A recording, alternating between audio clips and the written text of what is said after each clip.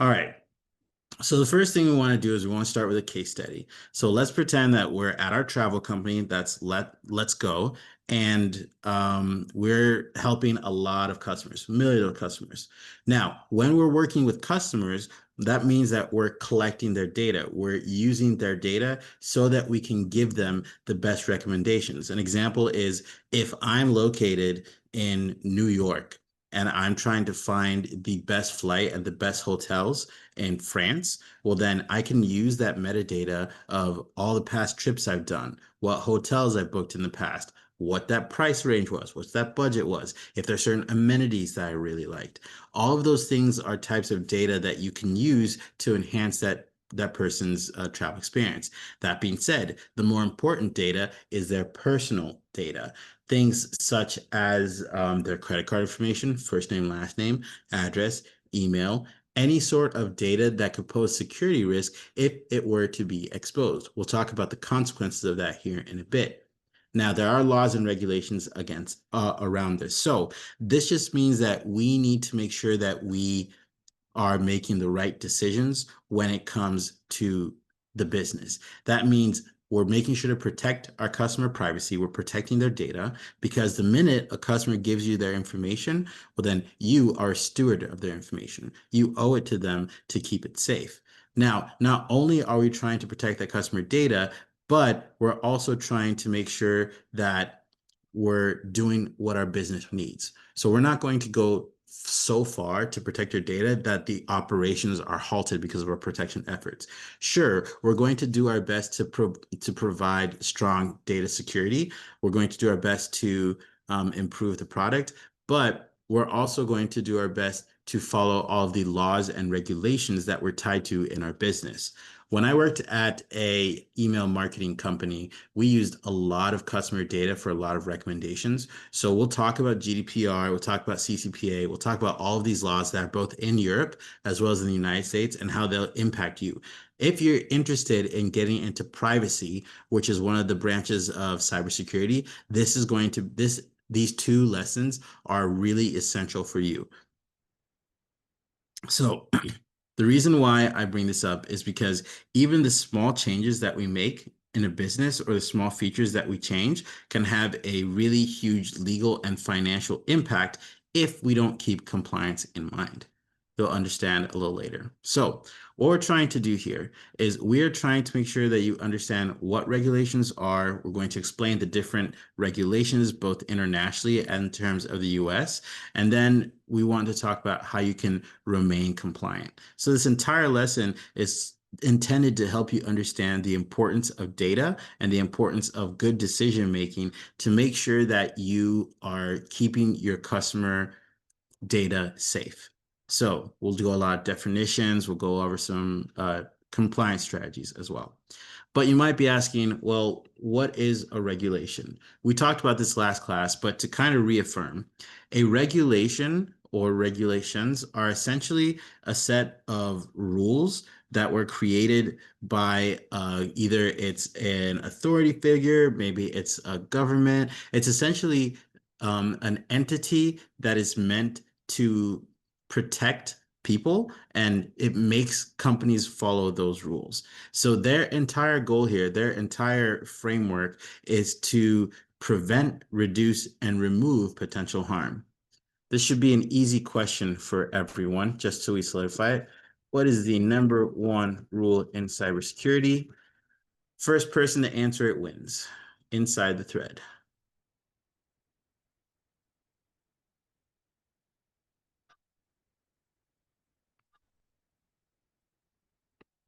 And we have a winner. Thank you, Ben and Martial. The number one rule in cybersecurity is to protect human life. That is the response you give when people say, what is the number one rule in cybersecurity or what's your number one job? You may think to yourself, well, I'm a security analyst, so I don't exactly protect lives.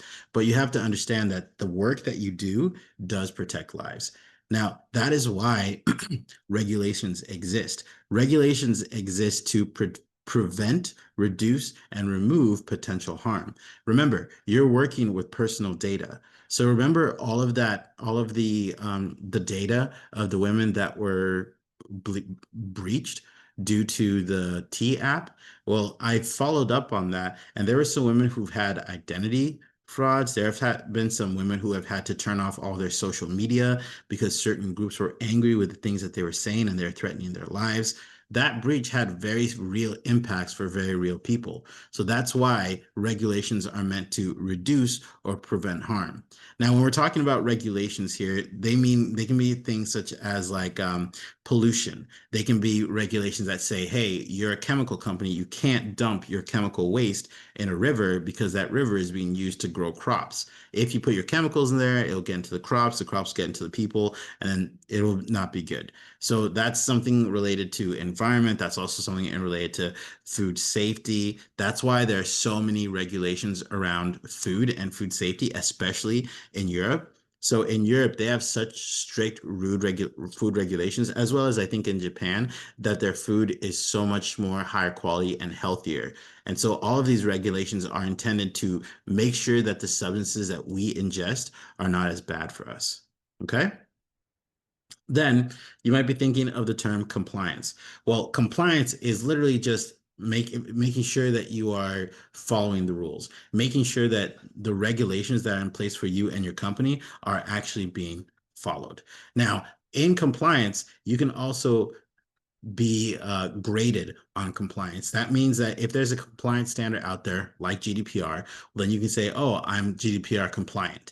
That is think of it as like a badge of honor. If you're like a NASCAR driver, you know how they have all the stickers of all of their sponsors?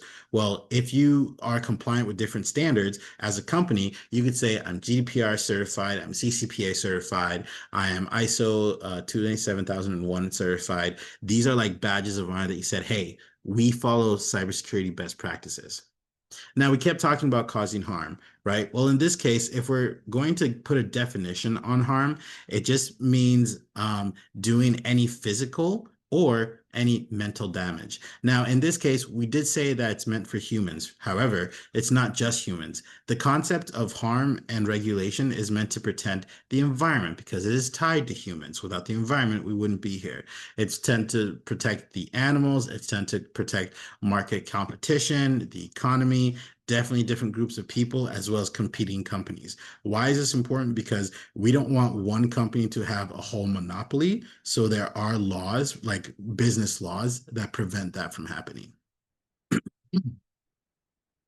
If I were to add a little bit to this, I would say that regulations are to help prevent harm while also allowing businesses to operate efficiently. So we're not trying to put a big weight on the businesses to the point where they don't become profitable because those businesses won't survive. And as an economy, we do want those businesses to thrive. So we try to balance that out. All right. That being said, let's go ahead and do a little matching. Okay. So here we're going to do the matching thread.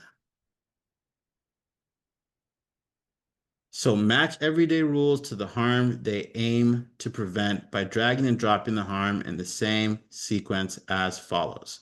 So we're going to drop 1, 2, 3, 4. So we're going to each drop them one by one. So the first one, no running near swimming pools. What kind of what kind of harm would that do?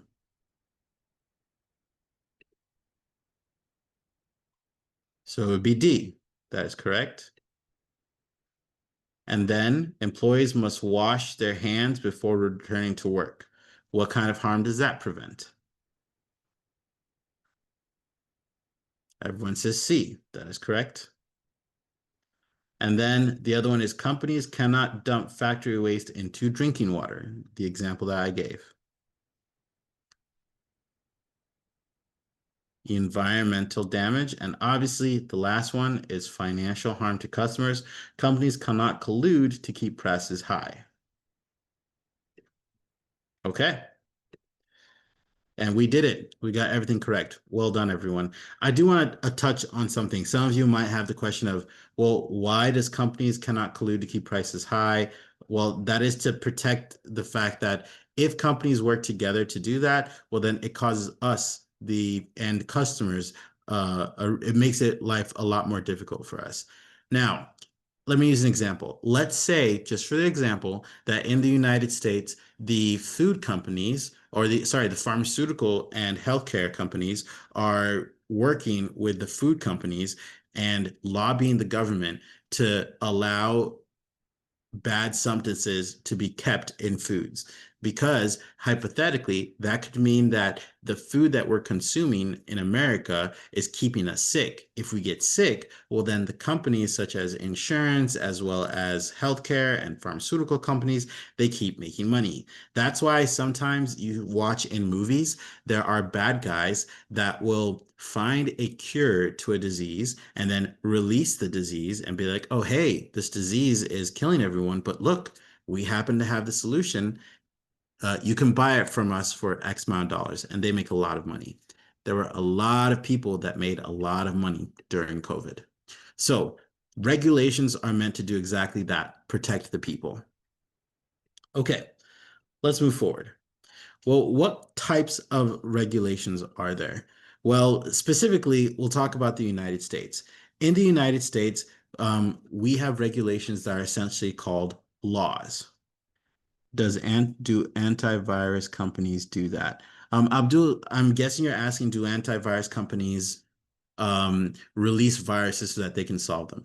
No, I don't think they do. Reason being, there are so many viruses and so much malware out there already spreading that it would not be in their best interest. Malware or antivirus companies are in a really good position because there's always going to be another virus that they have to fight. So it's our responsibility to install those antivirus to protect ourselves. Great question, Abdul.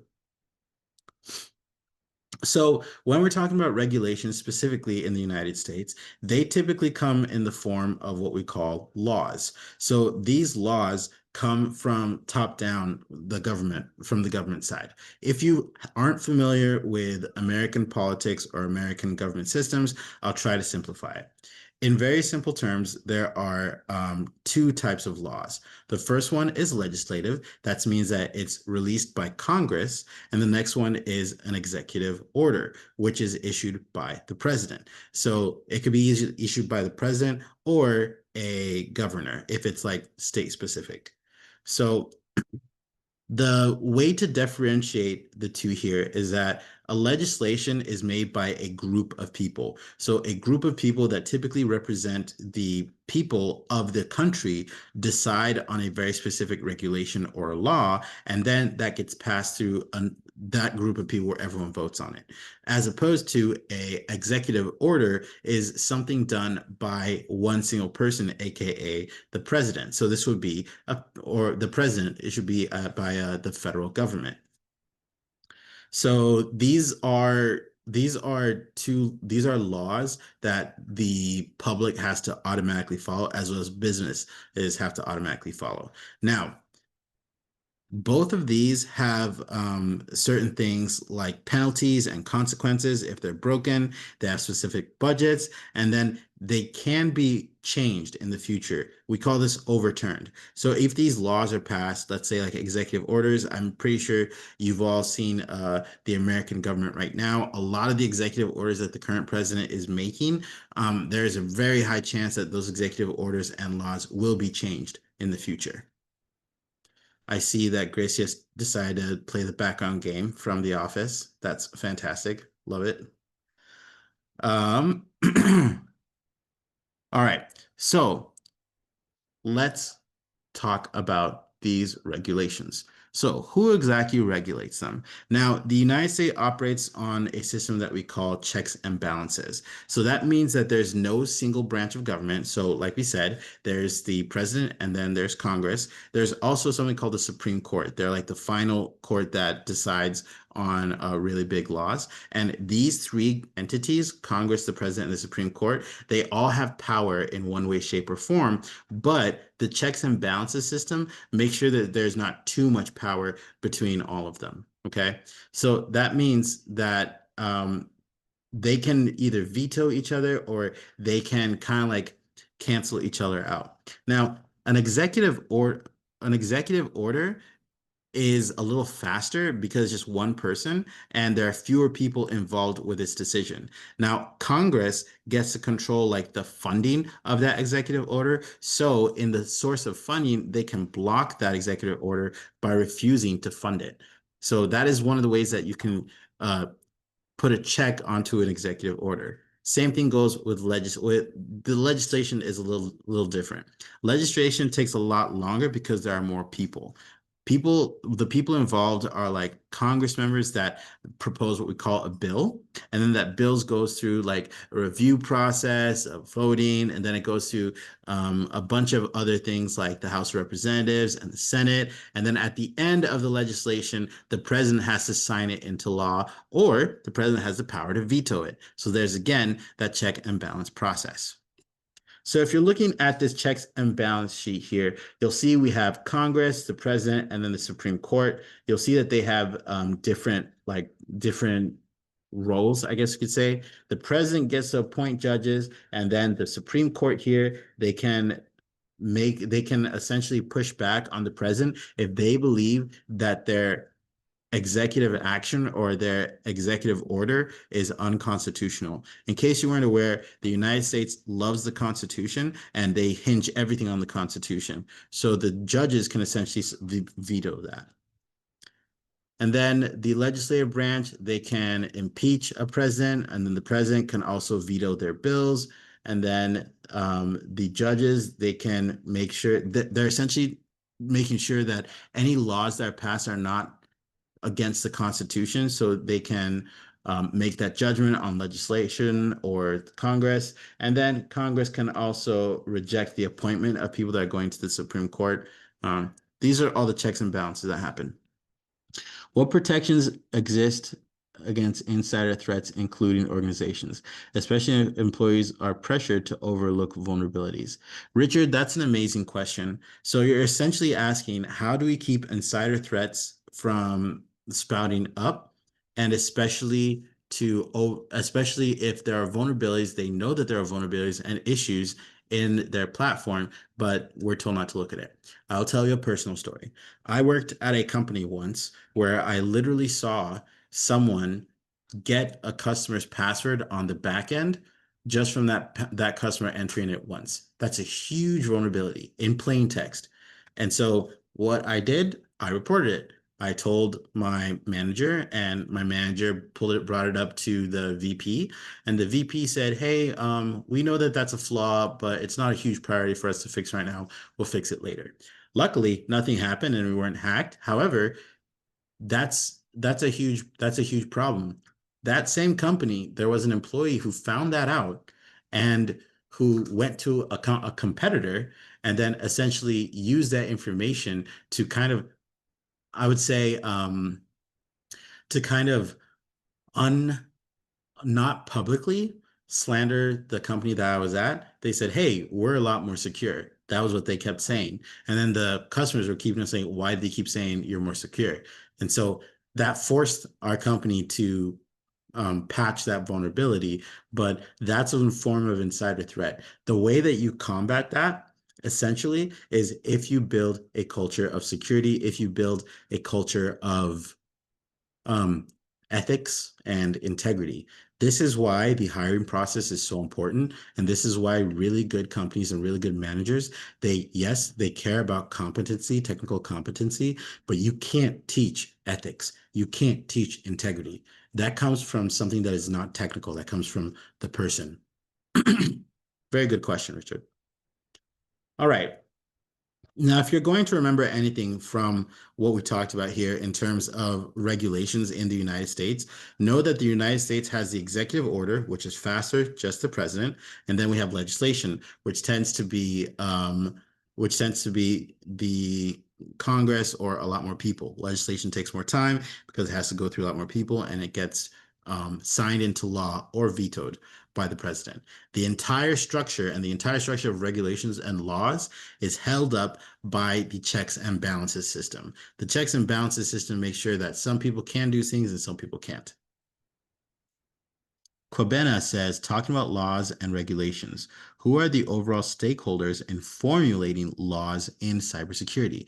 That is a really good question. So, one of them you already know about. So we have CISA. So they are a government entity that's cybersecurity and infrastructure security agency. So they are one of the people that help formulate the laws. They don't get behind the seat. They're not the ones like making all of the decisions, but they play a part into it. Now, the people that make the actual laws themselves do come from the government. And then that government they typically ask industry experts. Those industry experts can be from CISA, they can be from FBI, CIA, because they work with data and intelligence. Um, they can also come from different country privacy focused entities such as GDPR, and we'll talk about that a little later. But really great question. All right. You were asking, well, who are the people that formulate these laws? Well, then I would say that that's kind of akin to who are the people that are enforcing these laws. I brought up CISA, right? And on top of that, you will run into some entities that are not cybersecurity related, but they're data related. For example, there is a regulation called SOC SOC 1 governing body. So there is something called a SOC 1 compliance standard, and that is actually done by the CPA people. So CPA stands for the Certified Public Accountants. So accountants have a vested interest in data privacy and cybersecurity data practices. You'll see a lot of entities out there that exist that are not cybersecurity focused, but they're data focused, and there would be a huge impact if they didn't have all the right cybersecurity things in place. One of those in question being the IRS. So the IRS is the Internal Revenue Service. They're essentially in charge of tax law. They're essentially in charge of several federal agencies like technical laws and regulations. They have a vested interest in our data privacy because of the revenue impact it would have.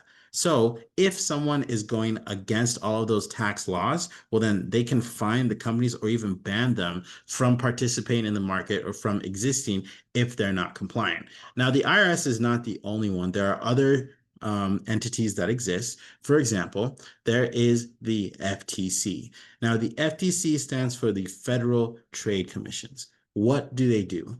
Well, in essence, they are a federal agency that focuses on antitrust laws. Antitrust laws just means that they're preventing companies from having a big share of the market, meaning that the company becomes so big that they buy all the competitors and that there are no other competitors to keep the prices down for the customers. They're essentially ensuring fair competition.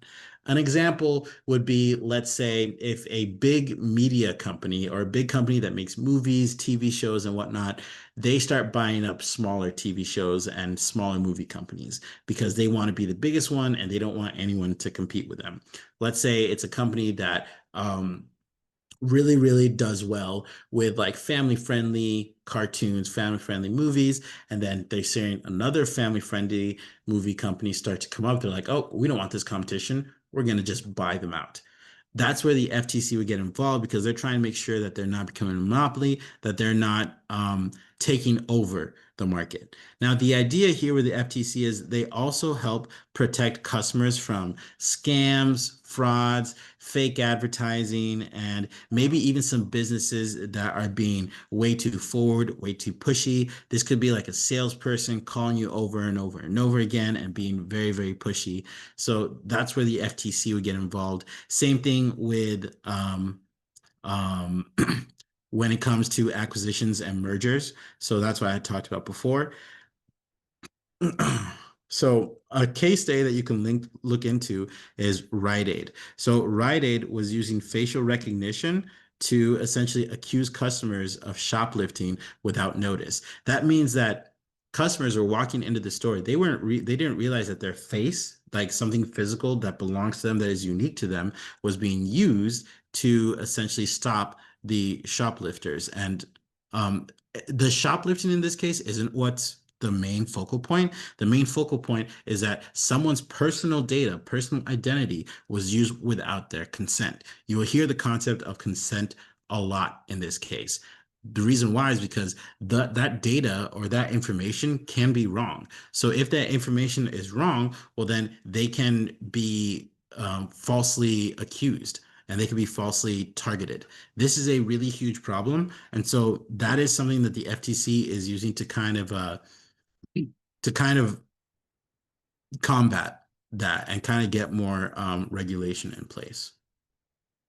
So that's one of the regulatory enforcers. The other one is a very similar term. It's FCC. So the FCC stands for the Federal Communications Commission.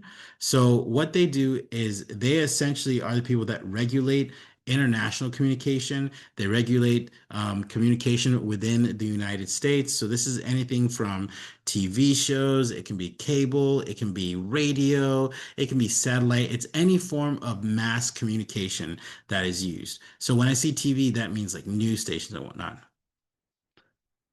Or you can buy the expert with billions of dollars if you do not want hassle from the FTC. Jignesh is right, unfortunately.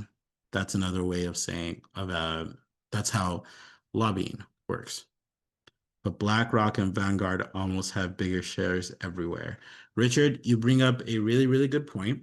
And as you all are going to keep learning about regulation, you are also going to learn that even though these regulations exist, there are companies and people that find loopholes into still becoming monopolies, into still having a lot more power than they should.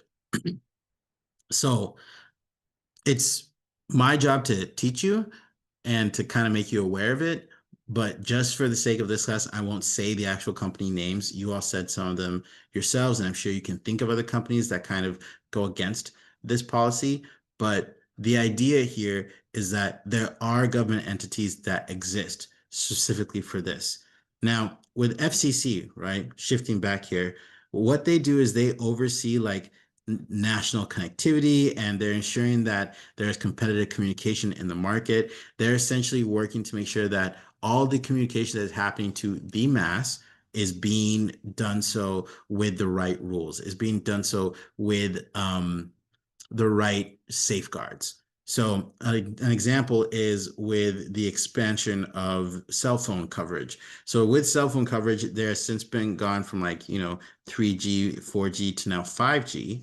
And so with that 5G coming out, they've auctioned some new communication channels, meaning that we're no longer just getting communication from the radio, like back in the day. Now we're getting communication from TV. We're getting communication from the internet. We're getting communication from podcasts. There are many ways that people and companies are able to intercommunicate, and the FCC is trying to the maintain the I would say the national regulate. They're trying to regulate all of that communication.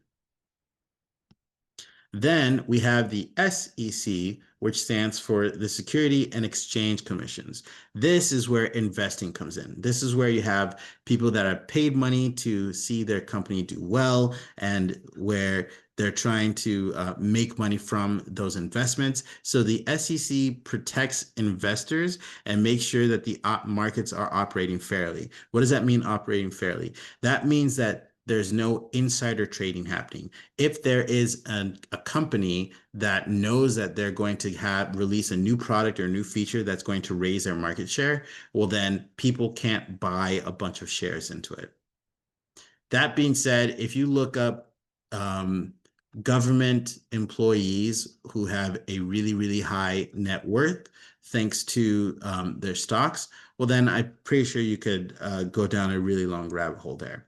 But with the SEC, they are essentially ones in the financial sector that are trying to keep the market from being manipulated from the inside. So they played a great major role during the Great Depression and during the 2008 recession.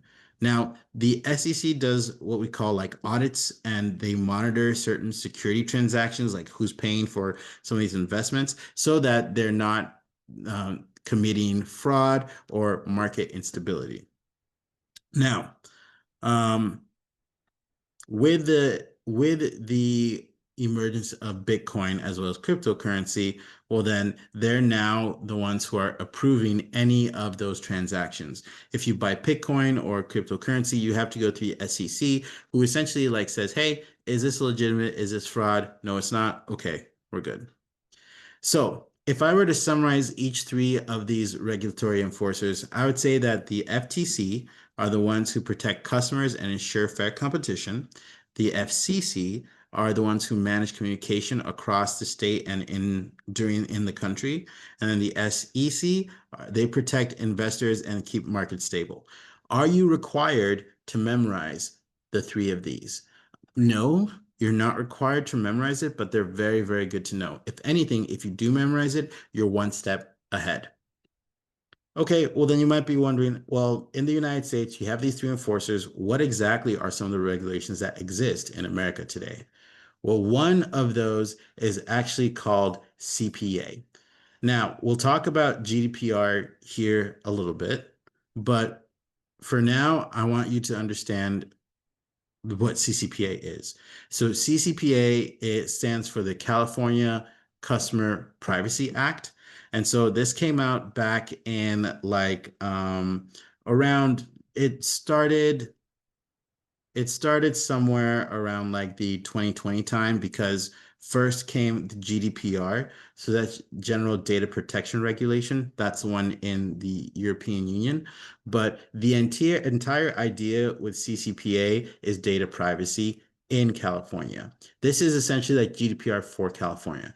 What it's saying is that companies have to pay attention of what kind of data they're collecting, and then they have to validate why they're collecting that data, how they're using that data. So essentially, they're really focused on data collection and personal data sharing. Is it better to memorize the American ones or our own country's relevant? If I take a test here in Canada, I won't be quizzed on America, will I?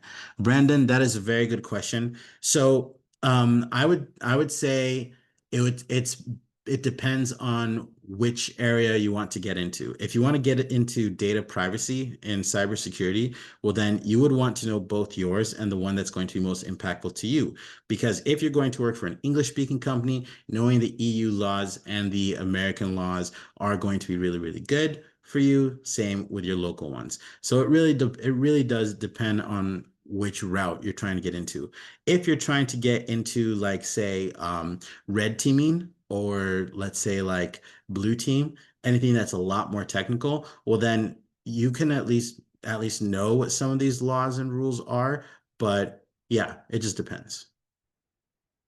Now, when we're talking about CCPA, we said that it's focused on data and protecting those customers' data. With CCPA, that essentially means that anyone who lives in California has specific rights. They have the right to opt out of having their data collected and shared. They have the ability to request deletion of their personal data, and then they can access any of their stored information, meaning that companies have to be able to give these three things anytime any customer in California requests it. That means that if I, as a California resident, say, "Hey, company XYZ, I need you to delete all of my data right now, and I need you to tell me what data you have on me." Well, then they typically have a certain list of calendar days, typically 14, that they have to provide that data. This is really important because as a company, you have to know if you have that data of that person, how you're using it, and where it lives. If you don't know that data, well, then you can't be compliant with CCPA. Let's see here. Adding to what Brandon mentioned, how similar or different are the regulations in US and Canada? That's a really good question. That's a really good question. Vijaya Raghavan. Vijayaraghavan? That's a really great question. Unfortunately, I can't say I know too much because I'm mainly focused on US and EU laws. So Canada laws, I'm not too familiar with. But that is something that you can use on Perplexity. So let's actually do that right now. I like using Perplexity because it gives me all of the resources. And I'm just going to take your question, put it here. Oh, no. No, no, no.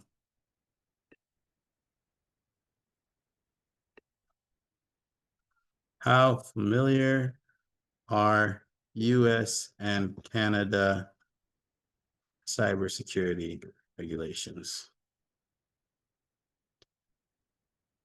I love this because it gives you all of the sites. Summarize it in 3 bullet points.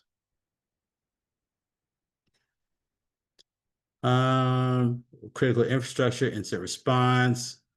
Laws are more fragmented, while Canada's are more central and federal provided. CISA, they focus on data protection, breach, so on and so forth. So far. Sure. Thanks for correcting me, Vijay. Happy to call you Vijay. Thank you for that question. That was awesome. So yeah, I hopefully this gives you your answer. Okay. Moving on with CCPA here. Now, you can take a look at this and see kind of the differences and similarities. The reason why this is important is because GDPR came out in like 2018 and it informed CCPA for California. Now, it's not listed here, but CCPA is not the only thing that happened. So I think it was Colorado also came out with their Customer Privacy Act, Idaho, as well as one other state, but they're all pretty much the same, trying to protect customer data. Now, this is really important because this is who they impact. Essentially, organizations have to know what data they're working with. Who exactly it impacts is any person or entity that has data.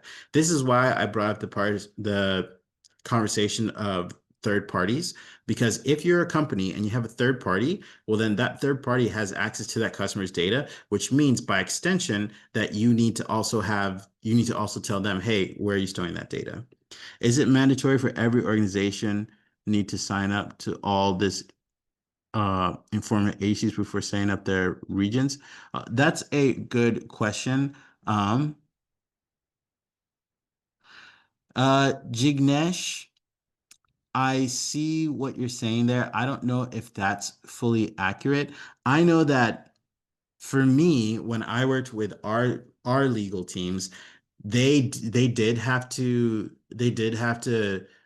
sign up with the SEC, with all these different commissions if we're publicly traded, to then say, hey, just so you know, we are doing this, and these are the ways that we're trying to be compliant, and essentially trying to win their favor to not get extensively audited per se. But it depends. I wouldn't say that.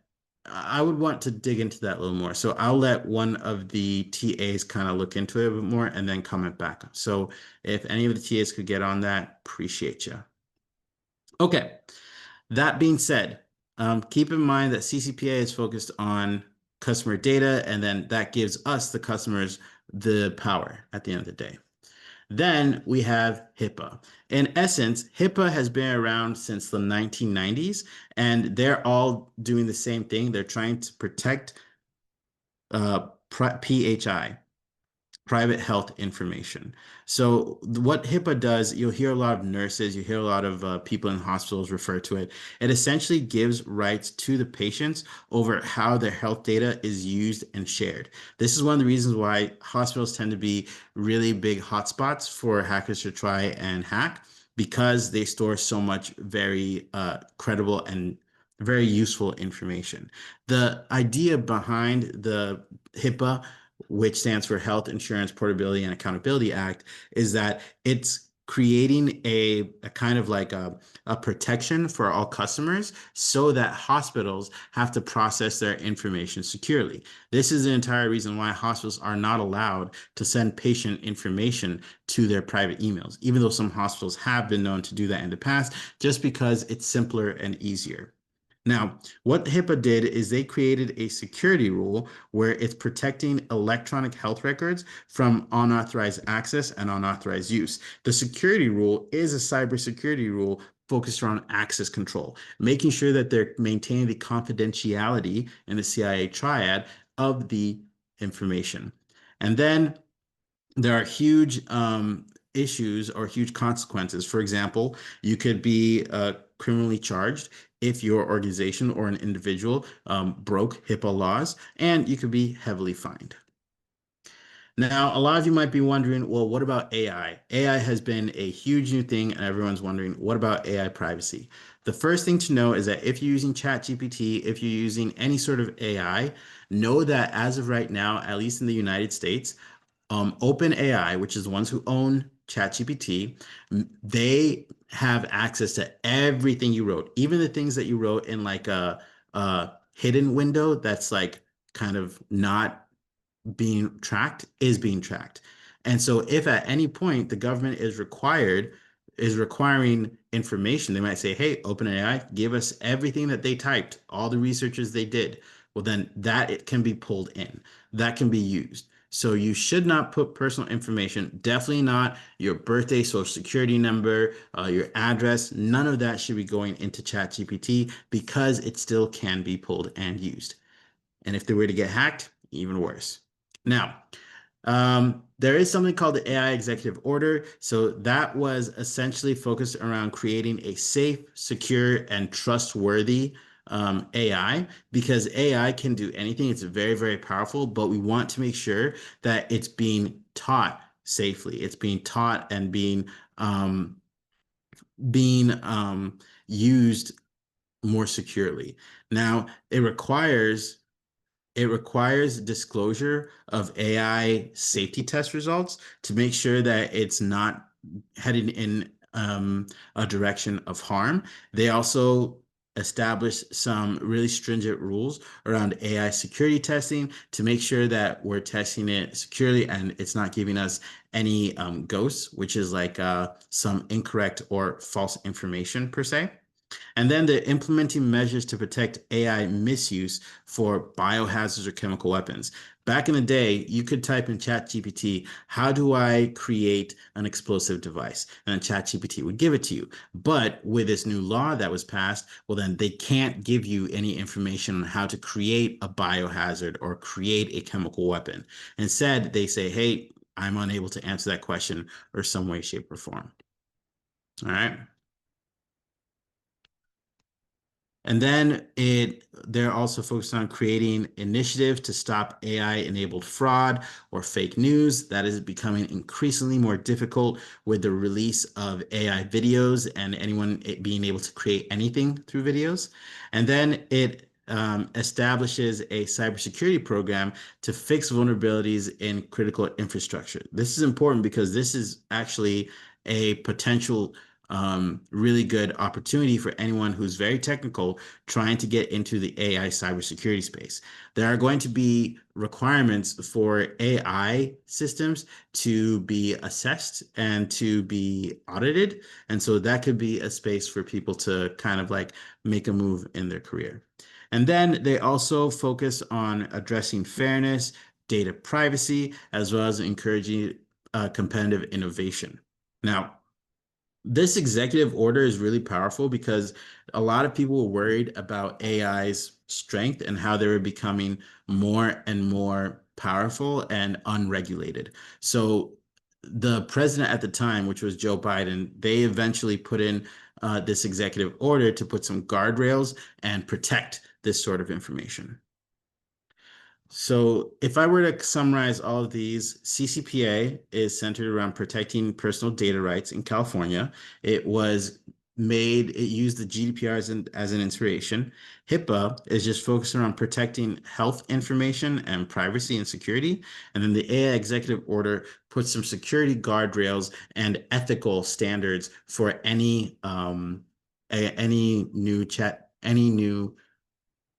any new AI models that come out. All right. Just checking. Thank you, Gracia. I got your note. And then finally, we have three more. So the first one is CDA. That stands for the Communication Decency Act. So all this is essentially saying is that it grants immunity to internet service providers and platforms from liability for third-party content, which means, if we're speaking explicitly, trying to essentially protect them from such as like customers, advertisers on all their platforms. Now, this immunity, what that does, it protects people like Facebook and any other companies that have like third parties that generate content on there from legal consequences from those users that are generating anything in there, such as like fake news, violent content, or anything that would be considered undecent.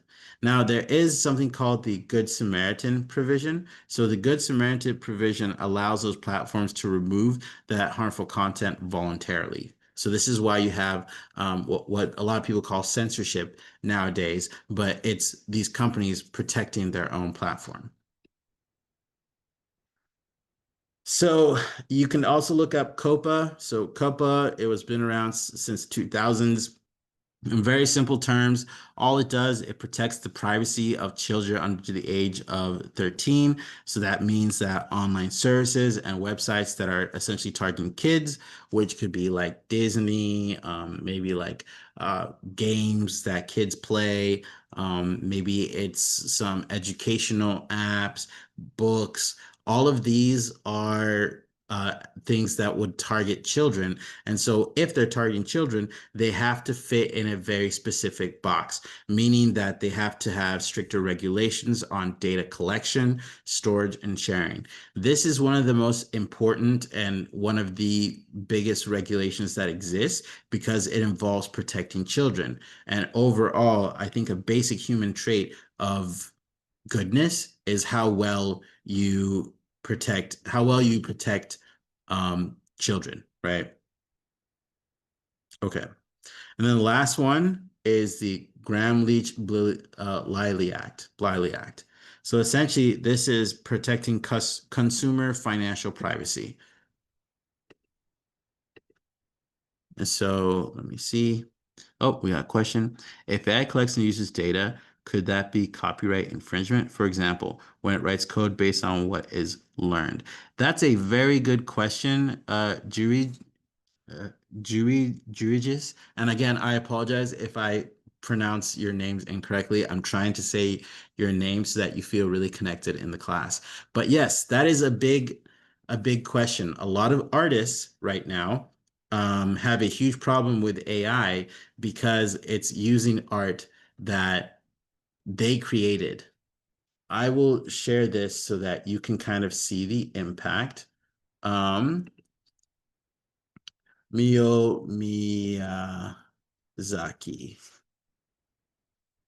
Uh, there's that's it, Hayao Miyazaki. So in case you don't know, Hayao Miyazaki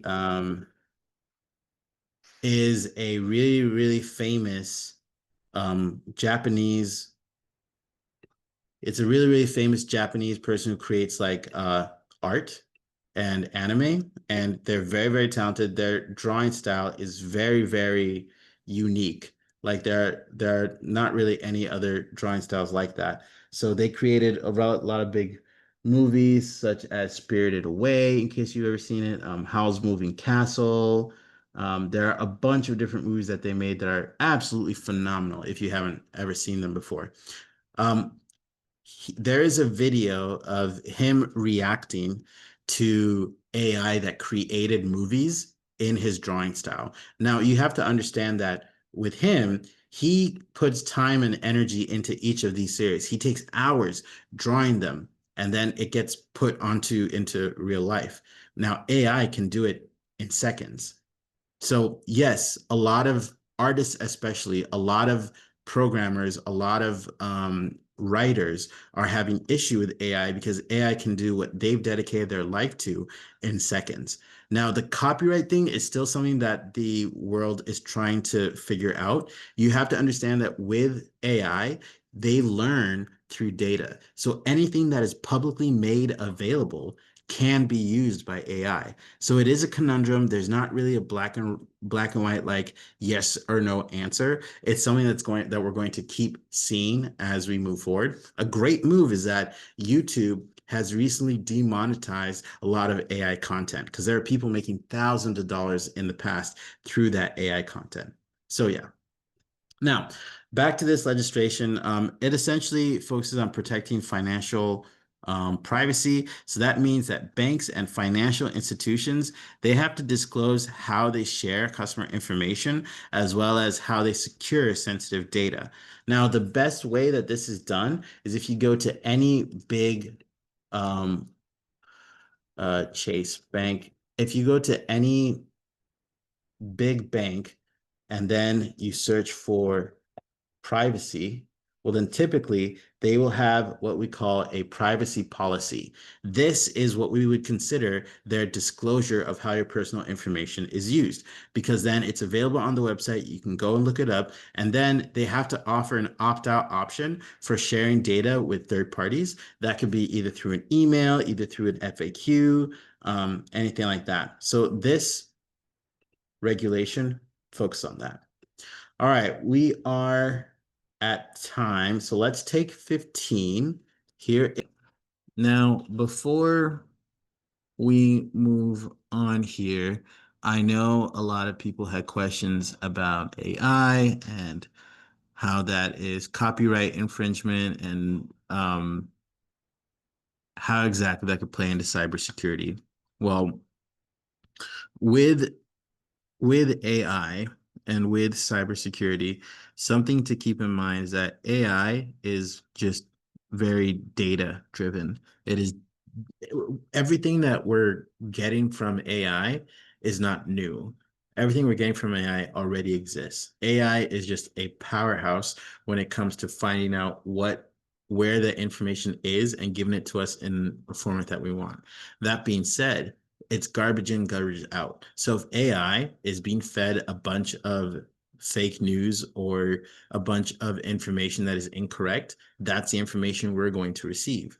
So one of the things that AI researchers and AI developers are doing right now is trying to make sure that the information that is being given to AI are credible, that they aren't biased, leaning one way or another, and they're factual.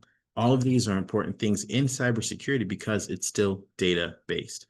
There is there's been rumblings around that a lot of hackers are targeting AI databases and AI infrastructures because they want to corrupt the data and the information that is fed to us as consumers. They're trying to corrupt the integrity of that data so that they're feeding us information that they want us to have, that they want us to be aware of. It's already happening in the world, not in AI, in the form of certain AI articles, certain news sources reporting things that are not exactly correct. And all of these are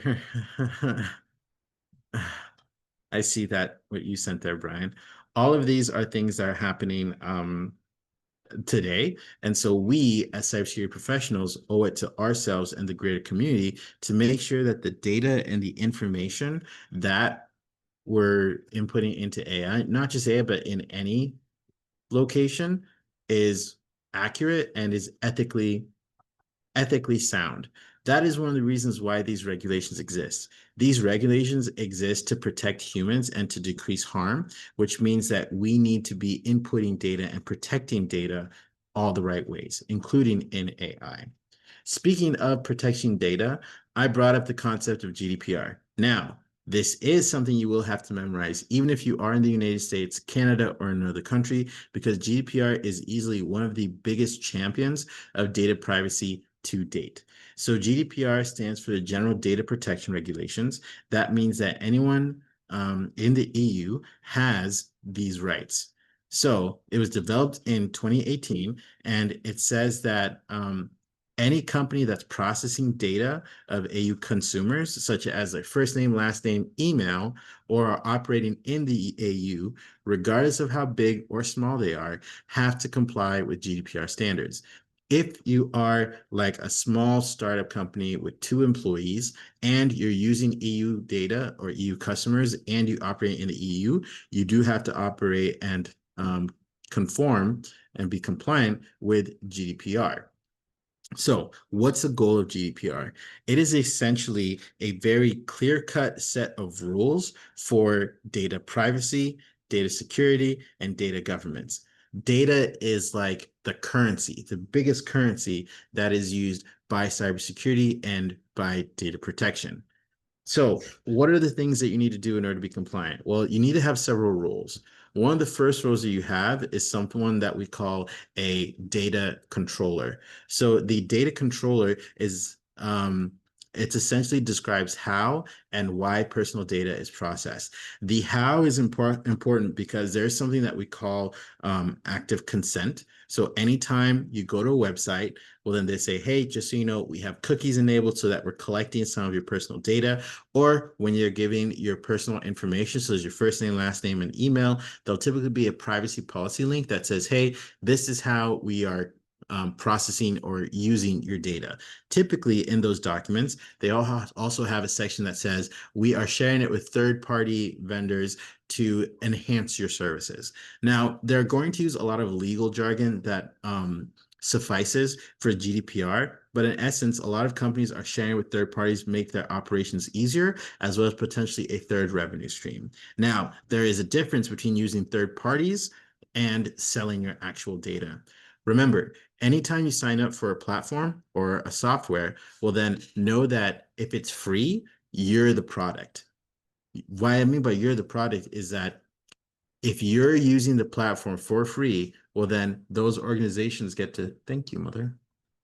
Those organizations get to use your data and potentially sell your data for their private gain. Easiest way to know this is to actually read the terms and conditions of whatever you're signing up for, or you can just put the terms and conditions inside ChatGPT and tell it to tell you all the places that it should be concerned. All right, let's carry on. So you have the data controller. After the data controller, you have your data processor. The data processor, it's essentially what processes the data on behalf of the controller. Something that they didn't mention here is something called, or not in this section, but we'll talk about later on, is a DPO. That stands for a Data Protection Officer. So this is someone who's solely in charge of all of the data and the protection of that data.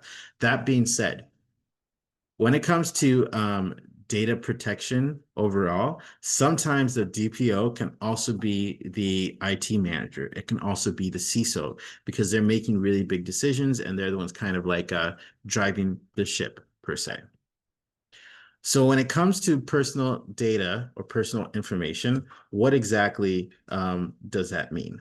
So personal data in this case essentially means any information that is that can be used to identify a person. So literally means personally identifiable information, PII. Things such as your name, race and ethnicity, maybe your political opinion or your religion. Maybe it's biometric data like your face that we talked about before, your fingerprints. Maybe it's PHI data like your public health information, or maybe it's even sexual orientation. All of these are related to identifiable traits to a specific person. So this is the type of data that we are trying to protect. So how to be GDPR compliant. This is where I'll tell you all the story. So there was a time when I worked at a cybersecurity, at an email marketing company, and this was back in 2017. When 2018 hit, GDPR hit. Some of the clients that we had, they were working with some EU contacts. So there was even one client that said, oh, we have 10 contacts from the EU. So either you remove all 10, which makes you GDPR compliant, or you have to be GDPR compliant just for those 10 customers. And this was a big, big company. So when it comes to how to be compliant, several things that they had to do was they had to obtain active consent. So they have to make sure that they're at least actively telling the people that, hey, we're going to be taking your information and we need your consent. But those customers have to be able to withdraw that consent at any point in time. What a lot of the companies ended up doing is they use the terms by accessing our website or by using our services, by making a purchase, you consent to having your information collected. That is a way of obtaining consent. Now, the key point here is they also have to have a way to have those customers access that data, meaning there's a portal or an email that they can reach out to that says, hey, we want to have our data changed. We want to have it redacted. We want to have it completely deleted. Now, when you do this, typically you have to respond back to the customer within 72 hours. Now, what a lot of companies do is they'll send an automated email, which does count as a response within those 72 hours. But they'll say, hey, thanks for reaching out. We got your request. We're going to provide you the information you're looking for, a confirmation within the next 2 weeks or so. And then if there's a data breach, 72 hours, 3 days, same thing if it's a publicly traded company. Now, when you send that the personal information, if I'm an EU citizen or you want to request your data, well, then they have to give it to you in a way that is human readable. That's what it means by data portability, is that you can reuse the data for your own purposes. So it can't be in gobbledygook technical zeros and ones. They have to be human readable. Privacy by design, we already talked about that. It's similar to cybersecurity by design. So when we're talking about data controllers, so again, this decides how and why personal data is processed. There are a couple key things to understand. What data controllers do is they provide compliance for personal data processing. So that means that they essentially provide that safeguard to say, hey, this is why and how we're processing that data. And the how is important because then you document where exactly that lives so that you can have preferably an automated system to pull that data should it be requested. What they do is they use a lot of policy measures to protect the data. They use a lot of technical measures such as access control, such as zero, never trust, always verify policies. They have a lot of organizational controls, concept of least privilege. These are always that the data is protected. So they're using not just one technical way, but multiple. And what they do is they also build data protection by design and default. Remember, this means when you're building an application or when you're building a business, yes, you have the business objective to sell more tickets to travel. But the process of selling those tickets means that they need to be secure. They need to be clearly stated of what data is being used, and they need to comply with all cybersecurity best practices in the relation of data. This should be a default. This should be something that all the developers do. This is why a lot of developers are told to go to cybersecurity training because then they know the things that they have to do in order to accomplish their end business goal securely. We already talked about a DPO, and then we didn't talk about a DPIA. A DPIA is similar to a business impact analysis. If you remember, a BIA, it's in GDPR, it's in the GRC framework, where you're looking at the impact of the business. It's the business critical activities are impacted. Similar to a DPIA. The DPIA essentially looks at the impact should your data get leaked. So you look at all the high risk activities, the high risk instances or systems that could impact the security of your data. So when you do this impact assessment, well, then you can essentially, again, prioritize all of the high-risk activities that you want to make as secure as possible.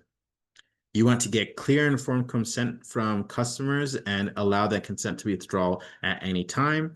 This is important because customers need to know how they can easily withdraw their consent. And then you need to notify authorities within 72 hours if there is a data breach. GDPR is the champion when it comes to data privacy and protection. Overall, the EU is one of the best countries when it comes to internet personal privacy law, because they really care about protecting their citizens. They really care about giving citizens the I would say the communal ability to protect themselves from what otherwise would be unethical companies that use their data for nefarious purposes.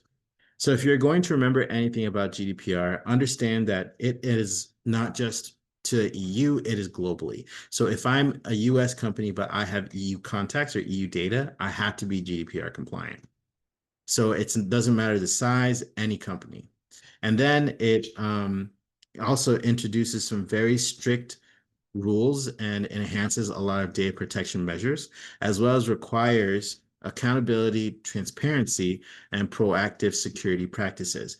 If you were to look at GDPR and explain to someone, just say it is the champion of data privacy in, I would say, the world right now, because it forces companies to know where their data is, why that data is being collected. It forces companies to have privacy by design and in turn, security by design, because if you get hacked, well, then there is a high likelihood that the GDPR governing board will do an inquiry, especially if you have EU data. Now, keep in mind, if you are found to have breached that, aka if, let's say, Jignesh lives in the UK and he wants to know, hey, where's my data? XYZ company. XYZ company says, we don't know, and they only respond a month later. He could submit something to the GDPR website, and then that company in question could be fined either 4% of their revenue or up to millions of dollars. And that's a really huge risk that a lot of companies don't want to take. So, what are some other regulations that exist out there? So, one of the other regulations is something called ePrivacy Directive, also known as EPD. So this is mainly in the EU, and it's mainly focused around confidentiality. So this is like spam, cookie tracking, that kind of stuff. Essentially, it covers things such as like metadata or internet traffic patterns to try to better understand or try to regulate the handling of that metadata. Essentially, it also requires the notifications to subscribers or anyone who is using it if there is a high risk of a virus or a malware. Then you have a recent one that is from India called the DPDP. So this stands for Digital Personal Data Protection Act. This is also something that's very similar to GDPR because it's essentially meant to protect personal data within India and gives the Data Protection Authority the power to impose penalties for any companies that are being non-compliant. So this applies to processing outside India if services are offered in India. You also have a Chinese cybersecurity law called a CSL for short. They're really interesting because the cybersecurity law, it essentially is centered around companies in China and how they're doing privacy and how they're doing cybersecurity. The reason why this is important is because China has a very different ecosystem when it comes to cybersecurity, as in all of the data at all of these Chinese companies tend to be shared with the government. And so with that share with the government, there are different stipulations that come in mind. What it does is that the CSL, they require data localization. Now, that means that if you're storing or processing data, well, then it has to be stored inside China. It cannot be stored outside of China. So let's say if I am a Chinese company and I sell shoes, well, then I can't have a data center in the United States. My data center has to be in China. It also mandates breach notifications and incident response plans. Those need to be shared. Those need to be shared with the CSL or the Chinese governing cybersecurity body in order to make sure that they validate and say, yes, this is good enough. And then with the government, with the Chinese government, there is a very common response where there's strict government controls on online activities. As you can imagine, because China is a company that has a lot more safeguards. For example, you can't use Gmail, Google, you can't use ChatGPT, you have to use deepfake. You can't, there are a lot of applications that are blocked in China that are otherwise available in the rest of the world. So, as you can imagine, when it comes to their cybersecurity law and privacy laws, there are very strict regulations on those online activities and how to protect those people. And then we have the AI Act, which is in the EU. So the AI Act, pretty simply, it regulates the development of AI and how it's being used. So it looks at AI at a very critical lens, meaning that it classifies AI systems by risk level. So how much of a risk do they pose to your users? Is this going to provide information such as how to harm users yourself or something like that? And so because of this, any AI that is seen as like higher risk are given tighter regulations. On this point, actually, there was ChatGPT and there were Claude are two of the AI generators. They actually were not accepted in companies like Germany because they didn't have enough security, privacy regulations and cybersecurity regulations behind them. So they needed to make those adjustments before they were fully accepted. And those laws and regulations can still change in the EU. So the focus areas that the AI Act focus is kind of like centered around is around safety, harm prevention for humans, and as well as auditing. The entire idea is that it comes as generative AI poses some new threats and new opportunities, new logic, new ways of thinking. Right now, there is kind of like a pandemic in the education system because kids are not able to learn as critically anymore because anything they do in writing, they just put through ChatGPT. And because they do this, they aren't able to write things themselves with pen and paper. And that is considered a bit of human harm at this point. So a lot of educational institutions are thinking of ways on how to approach that. Now, with all of these regulations that come into play, these foreign regulations, they don't just impact the EU, they do impact US companies as well, especially if those companies are working internationally. So some common themes that you'll see with a lot of these regulations is they really focus on data. Data is the center point. It is the common thread that comes with data protection because it is the currency of cybersecurity. They also focus on breach notification. Typically, these regulations are trying to make sure that the companies don't hide their breaches. So if you look up the Uber CEO, so if you look this up, um, there was a lot of issues when it comes to the data breach from Uber and how they didn't disclose it quickly. Now, they should have done that. And this is one of the reasons why some of these regulations exist, because if you don't disclose that a breach happened, well, then those people who are using your platform don't know that their data might be out in the wind. That's why a lot of these have breach notifications. And then risk-based oversight just means that they're trying to make sure that, especially with AI, that it has enough regulations to make sure that it's reducing harm. AI regulation is becoming a global priority right now. It's not just because of the power and opportunities that AI brings, but it's also centered around any of the AIs out there that are high risk. So you might be asking, well, what are the high risk AI systems right now? Well, it looks like they're not going to tell us, but you can look those up. I do know that there are some AI systems out there that are not good, that do indeed cause harm. All right, now let's talk about staying compliant. Now, if you remember, compliance just means you're following the rules. If a regulation is set, well, then you're following the rules that the regulation have. If you want to be compliant, you do need to do several things. It involves a lot of proactive work. It requires a lot of collaboration. And I'll also say it requires a top-down buy-in, meaning that the CEO and the leadership team have to believe that this is important enough to be compliant in order for you to succeed. So that means that you'll need to have multiple different teams be ready to help. This means policy specialists that are for law. That means having certain lawyers. There's also something that we call legal counsel that you have to go through or that people can get insight from.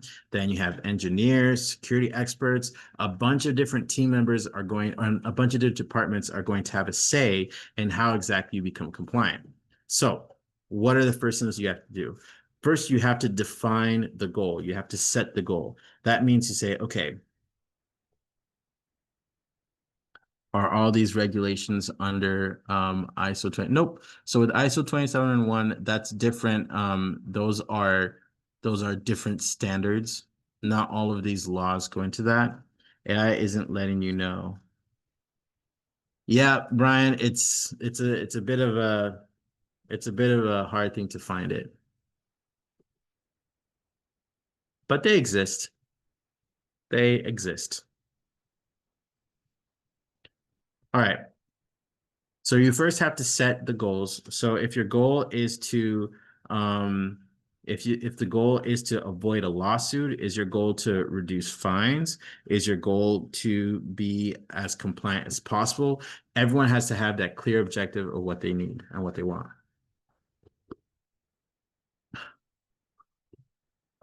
Then you need to look at your entire business, and then you need to find and identify um, applicable regulations.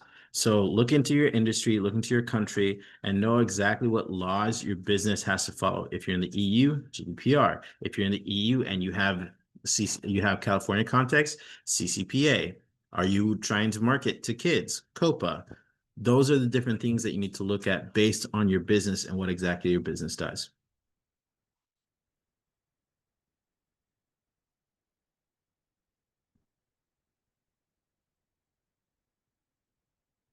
Yeah, Corbena, thank you for sharing that. So, high risk would be any sort of AI that uses critical infrastructure, such as, electricity, water, that kind of stuff. Okay.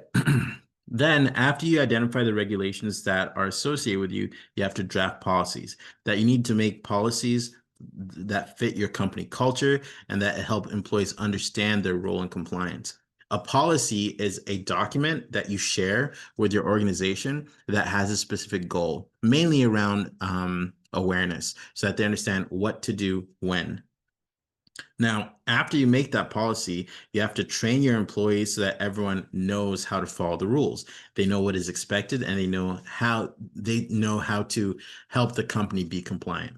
Something that helps here when it comes to training is that I've had to explain to different companies at different times how they play a direct role in the security and safety of the organization. When it comes to compliance, I have to explain that if you're a salesperson and you're selling incorrectly or you're selling a feature that doesn't exist, they'll force the developers to create it, and that could be a security flaw.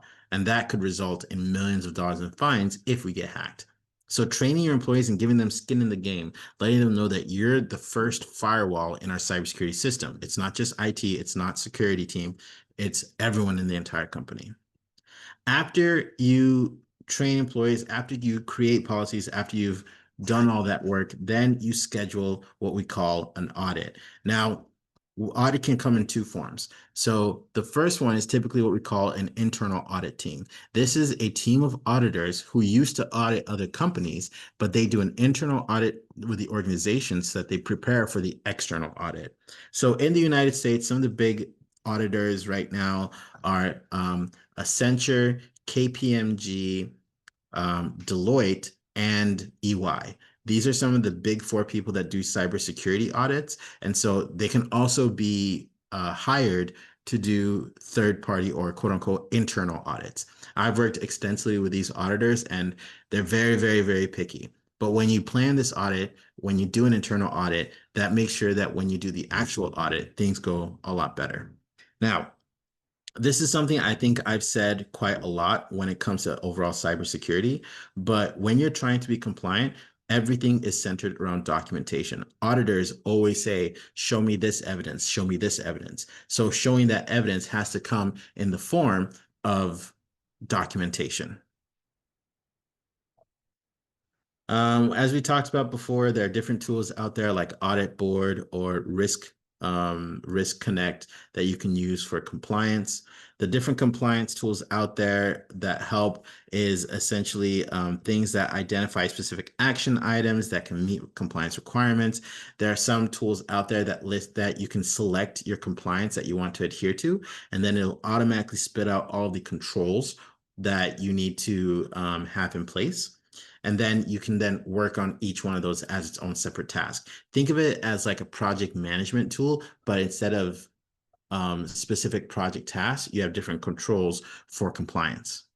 Now, what these compliance tools do is they allow employees to report any violations quickly and then fix the issue before the actual audits. This is important because when you have a streamlined way to report any issues or to get ahead of it, well, then you're one step ahead of the actual finding. Anytime there's an audit, if there is what we call a finding, that means that the auditing team says you're not compliant with this specific regulation. You're not compliant with this specific control. Now, sometimes they will even argue and say, this is the definition of being compliant, and we don't think you fit this definition completely. Maybe you fit 2/3 of it. I've literally had an auditor tell me you fit 2/3 of this access control regulation. And then it comes back and forth with the IT and security team say, well, we actually have this, we also have this is the documentation, this is the evidence. And then you kind of go back and forth until the auditor is satisfied. Now, the getting outside help piece, this is specific to any place that doesn't have like a legal department yet. They're external and they don't have the full manpower. This is where a concept called compliance as a service exists. It's essentially when you hire consultants that are the ones who help make sure that you're being as compliant as possible. So they track any changes in regulations, they help you maintain compliance, and they assist if there are any regulators that are coming in to investigate you and your company. So that's just like a compliance for hire, I guess you could say. Now, if you're trying to be compliant, a very simple statement is just follow the rules, have all the controls in place, and you'll avoid a lot of the consequences. Because when you follow the rules and put all the controls in place, you're killing two birds with one stone because you're being proactive with your cybersecurity practices and you're also being compliant. The reason why I love compliance is because just by being compliant, you're already doing cybersecurity best practices. Even better if you have multiple compliance standards that you're trying to be compliant with. All right, let's talk a little bit about regulatory risk. Well, what is regulatory risk? It is the chance that changes in law and regulations could impact your business in some way, shape, or form. For example, if there's a new law that comes into practice, well, then your operations might be halted because the new law might say all of your data must be stored in the United States. This recently happened to a company I know. They had to shift all of their data out of China and they had to shift it to Singapore because they did not like the fact that all of their data was being tracked and shared with the Chinese government, which is something that's needed if you're hosting your data in China. So that's an example of a potential regulatory risk because that would mean that you would have to change your operations accordingly. Excuse me. Then making products or services less competitive. If a new regulation comes out that says um, you can't use AWS. That won't ever happen, but if that does happen, that would have a huge impact on your product or your services. And then it could increase organizational costs if you need to find another replacement. So what are some examples? So before we had ride shares like Lyft and Uber, we had traditional taxis. Well, when Uber became presented, it disrupted the entire taxi industry. Now, there are new taxi-related laws that can reduce Uber's competitive edge. I remember when taxis were really upset when Uber came out because they were competing for that business. Another example is truck driving limits. So sometimes truck drivers are giving driving hour restrictions so that it can shrink the delivery areas as well as increase the cost because it's going to take a lot more stops and whatnot. And then one of the examples is the Volkswagen emission scandal. So in short, there are environmental rules that were put in place because all of the Volkswagen manufacturer, they had a violation and that caused a lot of delays internally for them, both and a lot of extra engineering work. So you can kind of look into this a little more. All right.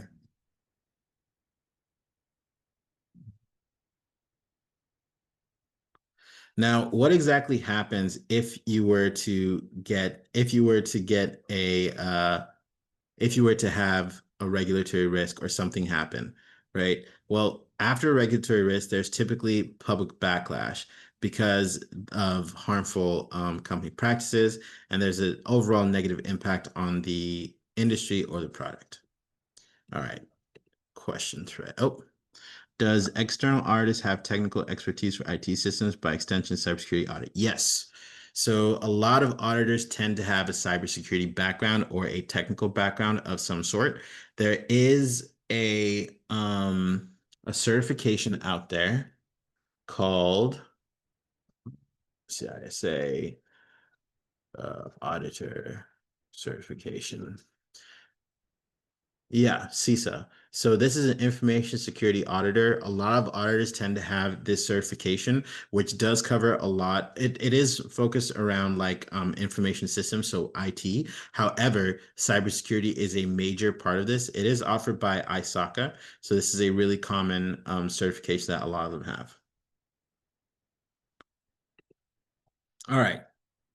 Question thread. So we have our Let's Go company again, and it's our travel company.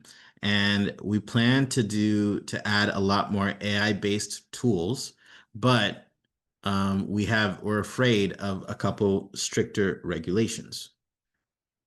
And the legal and compliance teams should monitor accordingly. Which issues should our legal and compliance offices closely monitor to mitigate this regulatory risk? If regulation gets stricter, some of the more profitable business ideas fail to launch. This is multiple choice, so add all as needed. All right, everyone hit the nail on the head. So if they get stricter, what should we monitor? State and local regulations. We should monitor federal bills, executive orders for AI, foreign data privacy policy laws, and fines and limitations issued by regulatory agencies. That is correct. Well done, everyone. All right. Compliance for hackers. Now, what does compliance for hackers means? Compliance for hackers means following the legal and program-specific rules when testing systems for weaknesses. When we're talking about hackers here, we're talking about the good guys. We're talking about white hat hackers, penetration testers. These are the hackers that are going to be hacking, they're paid to hack a system or hack a company to make sure that they have all the right cybersecurity best practices in place. Now, this means that you're hiring, you have to understand, you're hiring hackers. So if you're hiring hackers, they need to act with integrity, they need to act with ethics, and they need to follow the rules. Because if a hacker is given the keys to a kingdom and they don't follow the rules, well, then that puts them in a world of hurt. So, what that means, hackers do what we call bug bounty programs. So you can look at the one you can look at this one from HackerOne, but the bug bounty program is essentially where you kind of do some red team exercises to accomplish a specific goal as a quote unquote hacker. So you follow the program scope and the program's rules, and then you report any vulnerabilities that you found in the company or to any relevant government agency. Now that means you respect the rules, you respect privacy, meaning that you in good faith do not access or destroy any personal user's data. One of the things I had when I was doing a social engineering red team was a rules of engagement document. One of the rules of the engagement document said, I am not allowed to change any data that I find, meaning that I'm not able to access someone's workstation, find their name on a document and change that name. That would be a breach, and that would be me breaking the rules. Again, a lot of these rules also have do not harm. That was literally in my rules of engagement document. It says do not harm or cause any damage to client systems. Now, the entire rule here is that you're trying to find the vulnerabilities. You're trying to you're trying to show this company where they could improve, because if they were to be hacked, better it be by a good person hacker that's going to report the issue as well as tell them how to fix it than a bad threat actor. And the purpose of this is to improve security without causing harm or breaking the rules.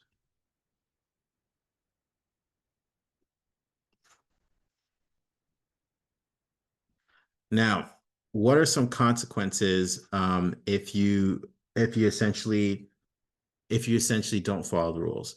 Now, if you're attacking systems for personal gain or you work for a foreign government, then you could run into the FBI. There's a huge joke in the internet community that every single person has an FBI agent who monitors all of their traffic, all of their information, whatever they do online. If you ever look up those memes of my FBI agent and how they react to what they look up online, that's because the FBI is known to be the ones who do investigations and the ones who do punishment when it comes to hackers and not following, not hacking for personal gain. So like bad actors per se.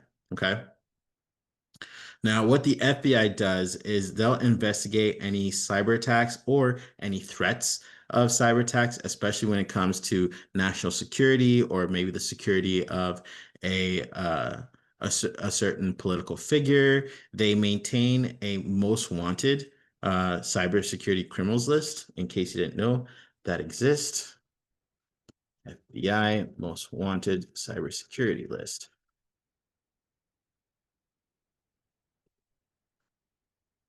And so you're able to see this is like these are people who have done like certain cyber crimes. And everyone who's sitting here right now is never going to be on this list because you care about your instructor and correlation one. So we never want you to be on here. But this is one of the things that the FBI team does is they maintain that list. If they are able to if once they get a hold of you, which if you think that we as cybersecurity professionals have a lot of cybersecurity tools, the FBI has them in droves. The Air Force has them in droves, and the Space Force has them in droves because the Space Force is actually one of the newer emerging cybersecurity strong hubs in the United States. I'm just going to pretend like I didn't read that, Brian. All right. If they do find those groups, they'll seize them and then They'll seize any scam-related websites. Then there's also a lot of tracking, holding, and seizing of Bitcoin, especially if it's in relation to ransomware. So, key points. Ethical hackers, they must follow the program rules and disclose vulnerabilities responsibly, not cause harm to the systems, not change data. If you're a threat actor, like an actual hacker, well, then you might be faced with FBI investigation, and you might be faced with a lot of hardship. Okay, we're reaching the end here, so let's go ahead and do our knowledge check. Here is the quiz thread. So select all that apply. To enhance your ability to offer personalized recommendations for local summer activities for children, Let's Go collects data on customers who have children or who allow their children to create accounts within our customer profiles. Which U.S. regulations could potentially apply this scenario? Pick all that apply, A, B, C, or D and E. All right, everyone says the first two. That is correct. So the reason why this is important is because it says which US regulations does this apply to, and for activities for children.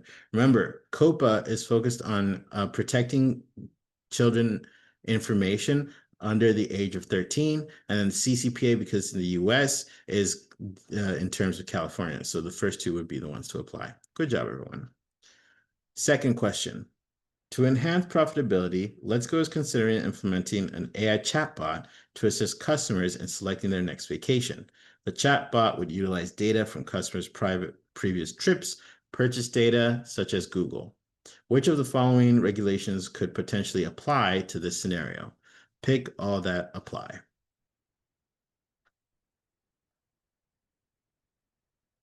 All right, I hear people say A, B, C.